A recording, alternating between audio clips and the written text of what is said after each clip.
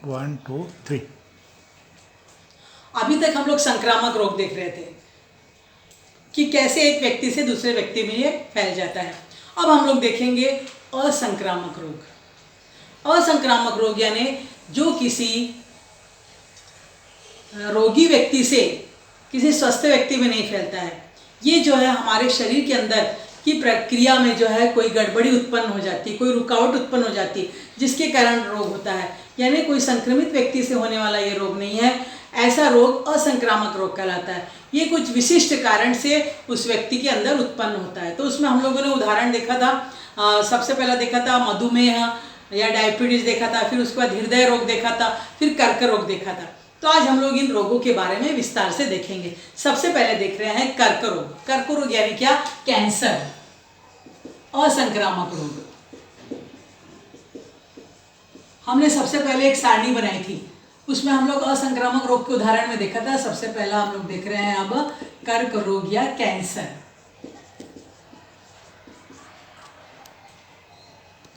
ये एक व्यक्ति से दूसरे व्यक्ति में फैलने वाला रोग नहीं है, ये हमारे शरीर के अंदर ही कोशिका में ऐसी कुछ गड़बड़ी उत्पन्न हो जाती है। अब क्या गड़बड़ी उत्पन्न होती है? हमारे शरीर, आपको सबको मालूम है कि हमारा शरीर कोशिकाओं से मिलकर बना होता है। हमारी सारी जैविक प्रक्रिया जो है कोशिकाओं के अंदर संपन्न होती है।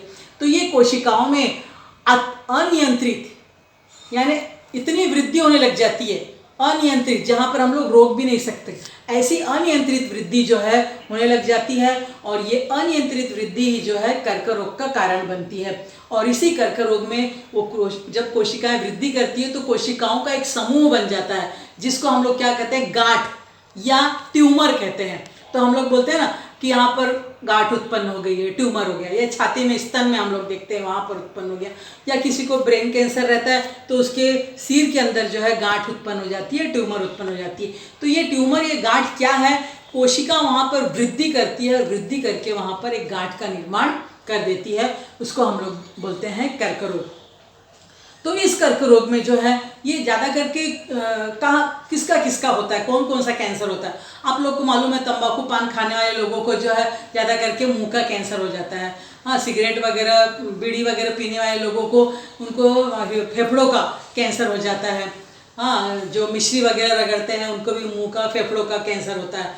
स्त्रियों को ज़्यादा करके स्तन कैंसर हो जाता है, या फिर गर्भाशय का कैंसर हो जाता है, जिसके कारण कई स्त्रियां अपना गर्भाशय तक निकाल देती है, कई स्त्रियां अपना स्तन तक कटवा लेती हैं। तो ऐसे ये कोशिकाओं की अनियंत्रित वृद्धि होती है और जिसके कारण ये कैंसर हो जाता है। कहीं कहीं पर रक्त में ही ये कोशिकाएं वृद्धि करती है तो ब्लड कैंसर हो जाता है।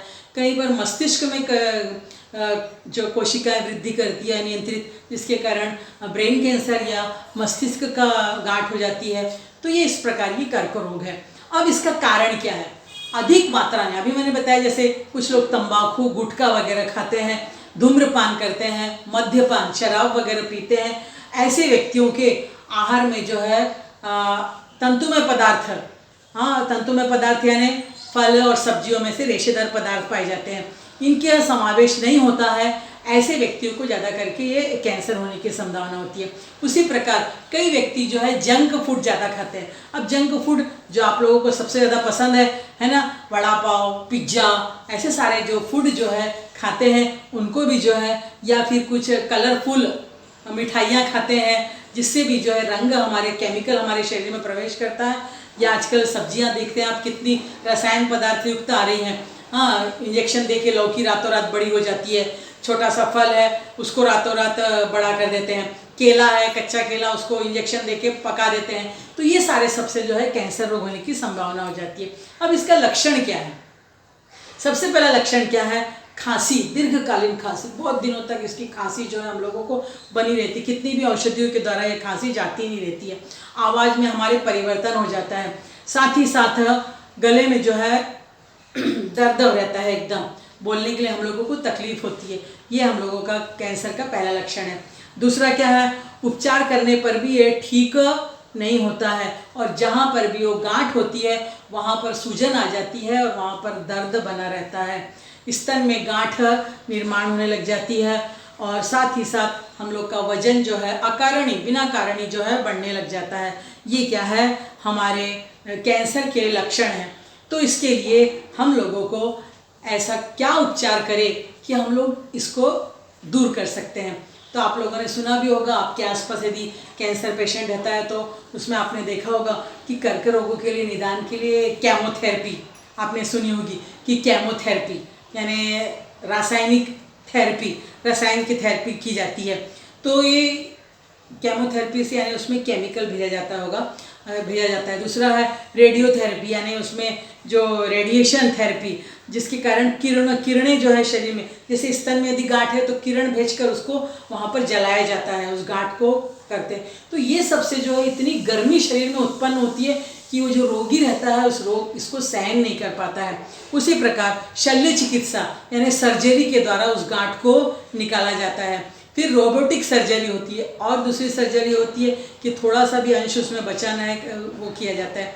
फिर लैप्रोस्कोपिक सर्जरी, ऐसे विभिन्न प्रकार की जो है क्रियाएं करके जो है इसका निदान करने की प्रयत्न किया जाता है। तो ये सब जो है कर्क रोग दूर करने के लिए कुछ थेरेपियाँ आपने आसपास देखा होगा कि जिनको भी केमोथेरेपी वगैरह की जाती है उस व्यक्ति के बाल जो है इतने शरीर में गर्मी उत्पन्न होती है कि बाल जो है धीरे धीरे झड़ने लग जाते हैं, पूरे ऐसे एक साथ ही आ जाते हैं। हम लोग का तो 2-4 बाल गिरता होगा रोज, लेकिन उनके पूरे ऐसे हाथ में पूरे बाल के बाल आ जाते हैं और वो व्यक्ति टकला हो जाता है।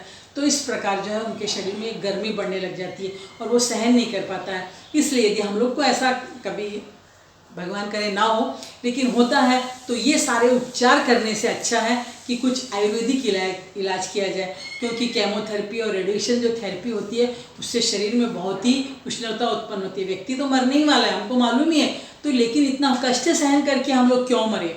हाँ, धीरे धीरे जाएंगे लेकिन कष्ट तो नहीं होगा ना शरीर को, या और साथ ही साथ घर परिवार वालों को भी ये कष्ट सहन करना पड़ता है। आगे अगला रोग है मधुमेह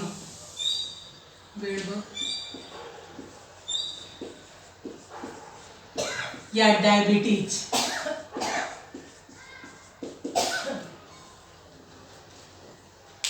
अब मधुमेह रोग, अब ये मधुमेह रोग क्या है। एक सामान्य व्यक्ति, कभी आपने देखा होगा आपके घर में कोई व्यक्ति आता है, बोलता है मेरी चाय रख रहे हो तो उसमें शक्कर मत डालिएगा, ऐसे करके कहते हैं ना, मैं फीकी चाय पीता हूँ। क्यों वो ऐसा कहते हैं? क्योंकि उनके शरीर में जो है रक्त में जो है शक्कर की मात्रा अधिक हो जाती है और शक्कर के अधिक बढ़ जाता है, इसलिए उनको बाहर से शक्कर नहीं चाहिए रहता है।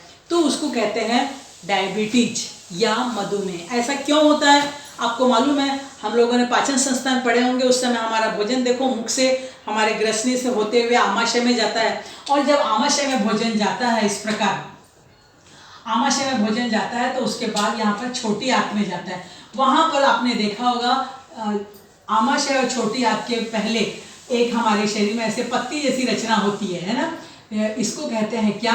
स्वादुपिंड या अग्नाशय या पेनक्रियास, सब एक ही नाम है। ज्यादा हिंदी में स्वादुपिंड और थोड़ा हिंदी अग्नाशय और पेनक्रियास, ये सब एक ही नाम है। तो ऐसी पत्ती जैसी रचना होती है, इसमें से एक स्राव बाहर निकलता है जिसको कहते हैं इंसुलिन। तो जब किसी व्यक्ति के शरीर में पेनक्रियास में से या स्वादुपिंड में से इंसुलिन या तो निकलता ही नहीं है या बहुत कम मात्रा में निकलता है, तो ऐसे व्यक्ति को डायबिटीज या मधुमेह नामक रोग हो जाता है। तो इस मधुमेह रोग के क्या लक्षण हैं? तो ये मधुमेह हमारे शरीर में जो शर्करा रहती है, जो भी हम लोग रोटी चावल खा रहे हैं उसमें से हम लोग को जो ग्लूकोज मिलता है या शर्करा मिलती है, उसका जो है क्या होता है, ये ग्लूकोज का रूपांतरण, कार्बोज का रूपांतरण, जो ये गेहूं चावल ज्वार बाजरा है इसमें कार्बोज होता है, ये कार्बोज का रूपांतरण ग्लूकोज में होता है और ये ग्लूकोज हमारी यकृत में जाके संग्रहित रहता है। लेकिन जब इंसुलिन बन ही नहीं रहा है तो उसका ग्लूकोज में रूपांतरण ही नहीं होता है और ये ग्लूकोज जाके यकृत में संचित नहीं होता है, क्योंकि ओवरफ्लो हो गया। अब ये क्या करता है? रक्त में छोड़ते जाता है, रक्त में छोड़ता है तो मूत्र से बाहर निकलने लग जाती है, और फिर हमारा मूत्र यदि हम लोग त्याग करते हैं उसमें हम लोगों के जो चींटियाँ रहती है वो जमा हो जाती है। तो इस प्रकार शर्करा की मात्रा हमारे शरीर में बढ़ गई है। तो इसके क्या लक्षण होते हैं? तो सबसे पहला कि बार बार जो हमको प्यास लगती है, बार बार हम लोग मूत्र जाते हैं। जब बार बार प्यास लगेगी तो बार बार हम लोग पेशाब भी जाएंगे, साथ ही साथ बार बार पेशाब होती है, रात में भी पेशाब करने के लिए हम लोग बार बार जाना पड़ता है, और हमारे शरीर में जो है वजन की अनियंत्रित वृद्धि होती रहती है। तो ये कुछ कारण हैं कुछ कारण अनुवांशिक भी होते हैं, माने माता पिता से बच्चों में भी पहुंच जाते हैं, और अधिक मोटापा भी इसका कारण है। या व्यायाम, कुछ लोग जो है एक्सरसाइज, व्यायाम, योगा वगैरह करते ही नहीं, खाए पिए बैठे, इसके कारण भी ये हो जाता है। साथ ही साथ मानसिक तनाव के कारण भी होता है, ज़्यादा टेंशन लेने से भी ये होता है। तो इसके लिए हम लोग क्या उपचार कर सकते हैं? इसके लिए प्रतिबंधात्मक उपचार यही है कि हम लोग उचित आहार ग्रहण करें, कार्बोहाइड्रेट्स यानी गेहूँ चावल इसके ऊपर नियंत्रण करें, और साथ ही साथ वसा, तले हुए पदार्थ, फैट्स पदार्थ, इसका भी कम से कम सेवन करें, और डॉक्टर के परामर्श से उचित दवाइयाँ वगैरह हम लोग लेते रहें। शारीरिक व्यायाम जो है, योगा वगैरह, एक्सरसाइज वगैरह नियमित रूप से करते रहें, जिसके कारण हम इस मधुमेह के ऊपर नियंत्रण कर सकते हैं।